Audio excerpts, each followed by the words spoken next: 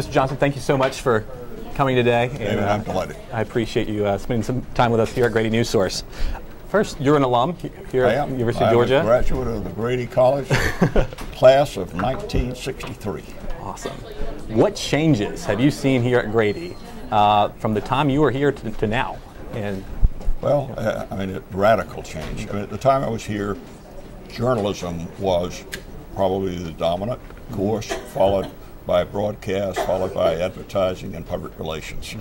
Today, you've just seen a tremendous growth in broadcast, you've seen a tremendous growth in public relations, and not as much emphasis by students in journalism, which troubles me because I really believe to be an excellent reporter, correspondent, editor, you need to have the basics of journalism. And I'm really hopeful that we will continue to search for ways to educate with the fundamentals. Fundamental number one being get it right. Get it right. We've got so many channels of distribution today, and so many of them are not getting the information out accurately. You've worn so many hats during the course of your career. You've been a press secretary for LBJ. You have been a reporter, but you've also, of course, you've been the president and CEO of CNN, the president and CEO of the LA Times. Yeah. How have you flawlessly transitioned from journalism to business? I fell in love with my profession right here in Georgia, right here in the Grady College. I mean, I discovered my passion. I loved what this was all about. I loved the interesting people who were in journalism, the interesting assignments that we could get, and I also had a really good set of mentors along the way that helped to guide me as I went forward. And I will say this, I thought both my undergraduate degree in journalism from Grady was very important, but also getting my MBA was very important. From Harvard? From Harvard. That's awesome. Let's see, you worked, as we said, for LBJ as a press secretary as well as other jobs for LBJ. Yeah. How did press secretary help prepare you for being a CEO or president of a major media corporation? Well, what prepared me actually was my journalism studies here that prepared me to be a deputy press secretary and then later to be press secretary to the former president. I mean, I knew how to write. I knew how to write accurately. I knew how to write press releases. I also knew how to, in many ways, provide information to reporters and editors because I had been a reporter. I knew what it was like from the news side, the reporting side, and then I also learned what it was like from inside of government to strive to get information out that was accurate and fair. Okay, awesome. The day after you took your job at CNN, the Iraqi invasion of Kuwait occurred. What was it like to you're protecting journalists all over the world, and how does? Well, it was really important because I was coming from having been primarily in newspapers with the Dallas Times Herald and the Los Angeles Times, and I was coming into CNN. There were many skeptics who wondered whether this newspaper guy could actually run a television network, a television news network. Saddam Hussein helped me because the day he invaded Kuwait meant that we had to mobilize our fullest resources to cover that story. And in a way, the people around me were sort of looking to see if I really had the right stuff to do it. And fortunately, it turned out, I guess, that I did because it was a great experience, and I had some wonderful, wonderful people working with me on that, which was unquestionably the biggest story of my life. Wow.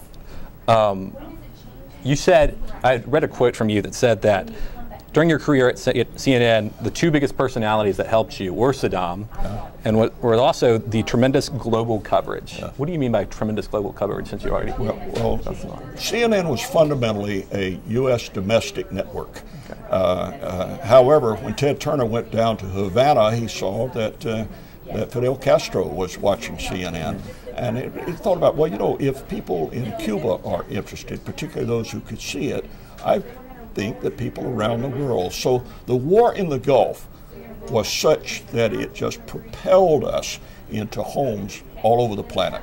There was demand from the television, local television stations, demands from the networks, TV Asahi and others, to get the CNN content. So we started providing the content to television stations and to cable systems all over the world, and it truly globalized us. Awesome.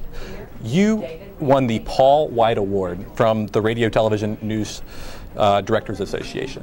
What was your first reaction when you heard you had won that award? Wow. No, my first reaction was wow. I was taught standards here. The importance of accuracy and fairness, getting the story right, giving both sides of the story if there are more than one side. And Paul White and that award really recognized excellence in a profession.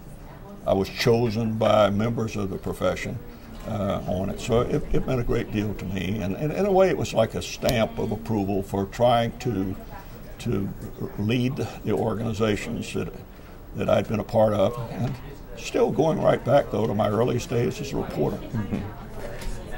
As young journalists, what's the number one thing, or a few things, that we need to make sure we take care of on a daily basis in order to be successful in this field? In order to be successful in this and almost any other business, but in this business, give every project your very best. Give every assignment your very best. That doesn't mean that you are the very best in comparison necessarily to somebody else. Somebody else may be able to jump higher than you. Somebody else may be able to run faster than you. But before you turn in a story, know that you've given it your best. Whether it's a story for print or whether it's a story for broadcast, give it your very best. And I just can't, I don't know where I picked it up, but I just can't release something almost, even with deadline pressure, until I feel that I've given it my very best. And I urge hard work. That may sound simplistic, but along my life, it wasn't my academic record, it wasn't my innate intelligence, but I have worked hard in my life. And I must tell you, there are people out there today that are looking for young people of your age and the people in this room who are willing to first give it their best, two, work hard. I mean, that often means staying late. That often means giving up recreational activities. It may mean that you jump on the next plane to go into a place like Kuwait or Afghanistan or Iraq, or for that matter, go into the inner city, or go here in Athens and find out what's happening in the homeless community here. I still think this is the most exciting profession of all. I wouldn't have made a good lawyer, and I wouldn't have made a good doctor, and I wouldn't have made a good, just pure business executive. I think this is the most exciting profession of them all. Awesome. Thank you so much for joining us today. I appreciate it. All right, I wish everybody listened to that.